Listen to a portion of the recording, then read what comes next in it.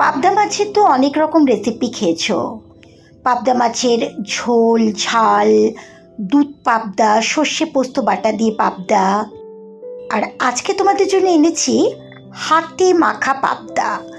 একদম কম সময়ের একটা রান্না, কিন্তু গরম ভাতের সঙ্গে জাস্ট ফাটাফাটি। চলো তাহলে হাতে মাখা পাবদা রেসিপিটা আমি কিভাবে করি সেটা তোমাদের সঙ্গে শেয়ার করছি। এখনও গ্যাসের ফ্লেমটা জ্বালাইনি, গ্যাসের ওভেনের মুখে একটা কড়াই বসিয়ে নিয়েছি। 6টা মিডিয়াম সাইজের পাবদাকে খুব ভালো করে আমি কেটে নিয়েছি। তারপরে পাবদা মাছগুলোকে বারবার জল ফেলে ধুয়ে নিয়েছি। পাবদা মাছগুলো মিডিয়াম সাইজে, তাই গোটা গোটা রেখেছি। যদি খুব বড় সাইজের হয় তোমরা হাফ হাফ করে কেটে নিতে পারো। এবার আমি 2 চামচ রসুন বাটা দিয়ে দিলাম। এই মাছের রেসিপিটাতে কোনো আদা বাটা দেবো না, তাই রসুন বাটার পরিমাণটা একটু বেশি দিলাম।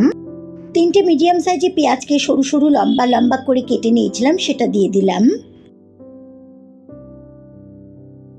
1 চামচ মতো লবণ দিলাম। পাবদা মাছগুলো একটু নোনতা হয়, তাই লবণের পরিমাণটা একটু কম বা দেখে শুনে দিতে হবে।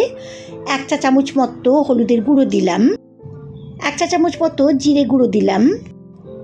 1 চা চামচ মতো ধনে গুঁড়ো দিলাম। 1 চা চামচের একটু কম লাল লঙ্কার গুঁড়ো দিলাম। ঝালটা তোমাদের স্বাদ অনুসারে দেবে, তবে এই রান্নাটাতে একটু ঝাল ঝাল ভালো লাগে।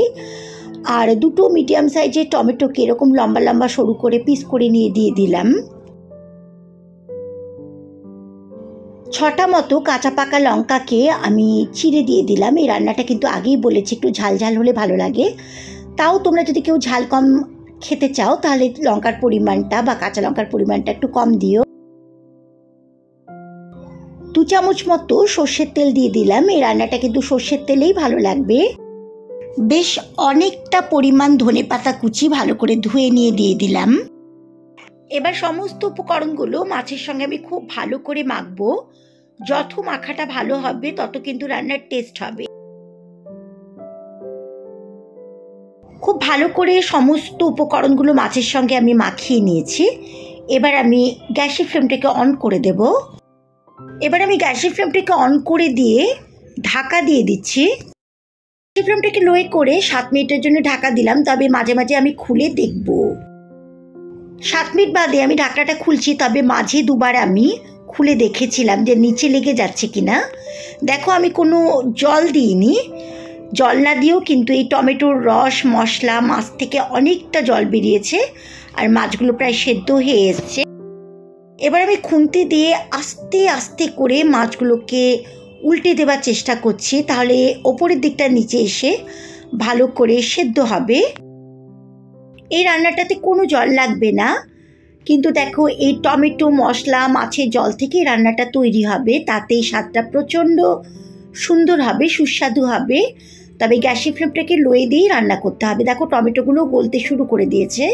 প্রত্যেকটা মাছ আমি এইভাবে উল্টে দিলাম আর খুন্তি দিয়ে একটু একটু করে সাইড করতে থাকলাম মাছগুলোকে।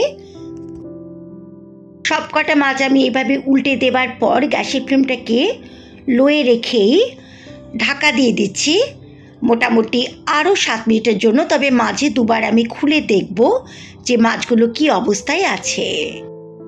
7 মিনিট বাদে আমি ঢাকনাটা খুলে দিলাম, তবে মাঝখানে আমি ঢাকনা খুলে 2বার দেখেছিলাম। মাছগুলোর 2টো পিঠই খুব ভালো করে সেদ্ধ হয়ে গেছে। আমি একদম গা মাখা করবো এই রান্নাটা। হাতে মাখা পাবদা রেসিপিটা যদি ভালো লাগে তবে অবশ্যই আমার চ্যানেল ডালিয়াস ক্রিয়েটিভিটিকে সাবস্ক্রাইব, লাইক আর শেয়ার করো।